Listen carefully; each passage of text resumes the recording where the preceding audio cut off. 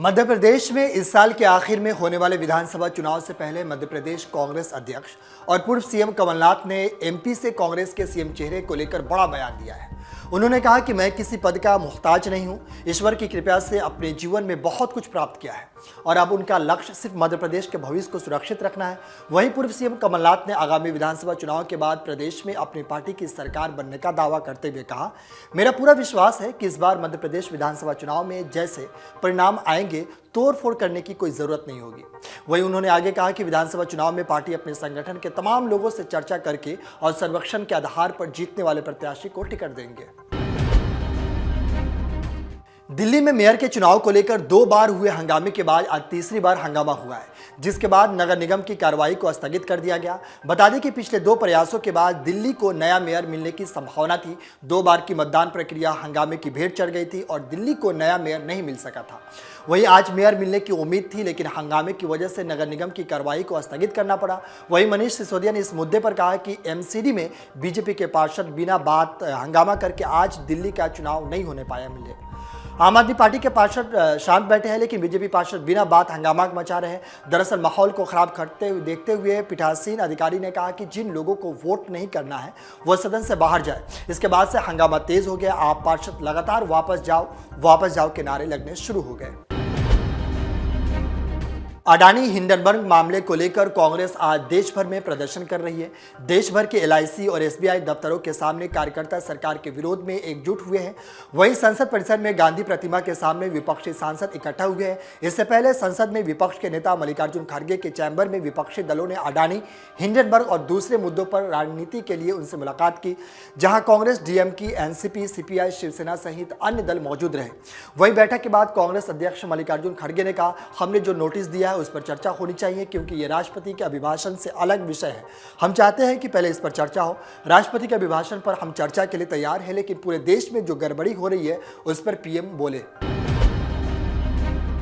Suhel Dev Bharatiya Samaj party के राष्ट्रीय अध्यक्ष और पूर्व मंत्री ओम प्रकाश राजभर ने कहा कि महिलाओं पर अत्याचार और उत्पीड़न रोकने के लिए उत्तर प्रदेश में पूर्ण शराबबंदी मिशन है। इसके लिए हम आंदोलन कर रहे हैं। जिस दिन प्रदेश में हमारी सरकार बनेगी, पहला काम हम यही करेंगे। वह रविवार को दिग्विजय पार्क में रैली को संबोधित करते हुए थे। उस दौरान उन्होंने कहा, जब पांडिचेरी, बिहार और गुजरात में शराबबंदी हो सकती है तो उत्तर प्रदेश में क्यों नहीं हो सकती है। सरकार कहती है कि इससे आमदनी होती है। यदि ऐसा है तो जिन प्रदेशों में बंद है वहां कैसे आमदनी हो रही है।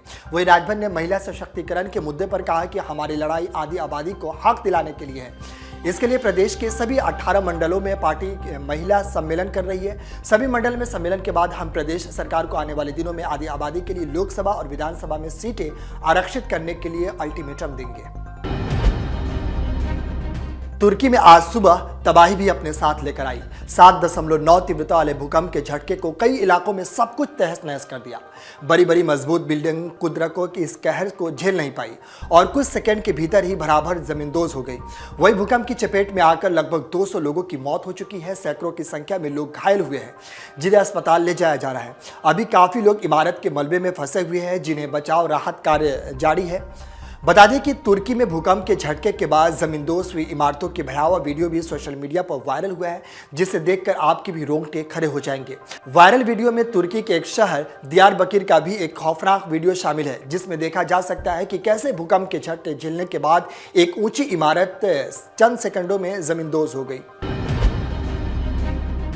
कांग्रेस से भाजपा में जाने के बाद कांग्रेस मंत्री ज्योतिरादित्य सिंधिया लगातार कांग्रेस पर हमलावर रहे हैं। सिंधिया ने रविवार को प्रधानमंत्री नरेंद्र मोदी, राष्ट्रीय अध्यक्ष जेपी नड्डा, मुख्यमंत्री शिवराज सिंह चौहान की जमकर तारीफ की। उन्होंने कहा कि पीएम नरेंद्र मोदी ने पिछले 7 वर्षों में जन केंद्र सरकार की स्थापना की है और हमें विश्वास है कि हम 2023 में मध्य प्रदेश, राजस्थान और छत्तीसगढ़ में सरकार बनाएंगे।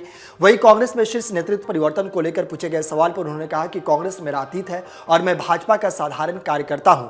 अब मैं अतीत पर अपना समय बर्बाद नहीं करना चाहता। सिंधिया ने आगे कहा कि हमारी सोच और विचारधारा स्पष्ट है। उन्होंने कहा कि मुख्यमंत्री शिवराज सिंह चौहान रात दिन काम कर रहे हैं। उन्होंने विकास के लिए कोई अवसर नहीं छोड़ा। वर्तमान में भी प्रधानमंत्री नरेंद्र मोदी, राष्ट्रीय अध्यक्ष जेपी नड्डा के नेतृत्व में भाजपा का परचम लहरा रहे हैं। तुर्की में आज 7.9 तीव्रता का भूकंप आने से हाहाकार मच गया। भूकंप इतना खतरनाक था कि इसका असर सीरिया, लेबनान, इजराइल में भी महसूस किए गए। तुर्की में सबसे प्रभावित ज्यादा शहरों में राजधानी अंकारा समेत 10 शहर हैं। अधिकारियों के मुताबिक तुर्की में अब तक 76 लोगों की मौत की पुष्टि हुई है और 500 से अधिक लोगों के घायल होने की खबर है। वहीं सीरिया में 90 लोग मारे गए हैं, जबकि 200 से ज्यादा लोग घायल हुए। वहीं तुर्की के राष्ट्रपति ने ट्वीट कर कहा कि भूकंप से प्रभावित क्षेत्रों में खोज और बचाव दलों को तुरंत भेजा गया है। हमें उम्मीद है कि हम इस आपदा को एक साथ जल्द से जल्द और कम से कम नुकसान के साथ पार कर लेंगे। बता दें कि तुर्की में भूकंप के झटके इतने तेज थे कि कई इमारतों को नुकसान पहुंचने की खबर सामने आई है। भले ही तुर्की ने कश्मीर के मुद्दे पर भारत का साथ न दिया हो, वो भारत के खिलाफ पाकिस्तान की हाँ में हाँ मिलाता हो, पर जब तुर्की आज दुख की घड़ी में है तब भारत ने उसकी तरफ मदद का हाथ बढ़ाया है। दरअसल तुर्की में आज 7.8 तीव्रता के आए भूकंप के कारण वहां जानमाल का काफी नुकसान हुआ है। 400 से ज्यादा लोगों की मौत हो चुकी है। वहीं इस जलजले में तुर्की को पूरी तरह से हिला कर रख दिया है। वहां के हालात काफी खराब है। इधर पीएम नरेंद्र मोदी ने तुर्की को मदद की पेशकश की है। पीएम मोदी ने ट्वीट कर तुर्की में भीषण भूकंप के कारण जानमाल के हुए नुकसान पर गहरा दुख जताया है। पीएम मोदी ने ट्वीट कर कहा, तुर्की में भूकंप के कारण हुए जानमानस के नुकसान के कारण गहरा दुख है। पीड़ित परिजनों के प्रति संवेदना व्यक्त करता हूं। घायलों के जल्द स्वस्थ होने की कामना करता हूं। भारत इस दुख की घड़ी में तुर्की के लोगों के साथ खड़ा है और उसे इस आपदा की घड़ी में हर संभव मदद की तैयार है। भूकंप से तुर्की और सीरिया पूरी तरह से दहल गया है। भूकंप से इन दिनों देश के कई इमारत गिर गए हैं। रिएक्टर स्केल पर इस भूकंप की तीव्रता 7.9 दर्ज की गई है। अब लगे हाथ ये भी जान लेते हैं कि आखिर भूकंप आने की मुख्य वजह क्या है और कितना तीव्रता वाले भूकंप आने से जानमाल को घातक होता है। आपको बता दें कि धरती के अंदर 7 प्लेट्स हैं। ये प्लेट्स हर वक्त घूमती रहती है, लेकिन कुछ ऐसी जगह भी है जहां पर ये प्लेट्स आपस में ज्यादा टकराती है। ऐसी जोन को फॉल्ट जोन कहा जाता है। बार बार टकराने के कारण प्लेट्स के कोने मुड़ जाते हैं और फिर ज्यादा दबाव पड़ता है और प्लेट्स टूटने लगते हैं। इसके बाद नीचे की ऊर्जा बाहर निकलने का रास्ता ढूंढती है। इसी डिस्टर्बेंस की वजह से धरती पर भूकंप आता है। भूकंप का केंद्र धरती के अंदर जितना कम होता है, तबाही उतनी ज्यादा होती है। अब आपको बताते हैं कि भूकंप को मापने का तरीका क्या है। आखिर भूकंप कब कितनी तबाही लेकर आता है। दरअसल जब रिएक्टर स्केल पर प्रभाव 0 से 1.9 रहता है तो यह सिर्फ सिस्मोग्राफ पर महसूस होता है।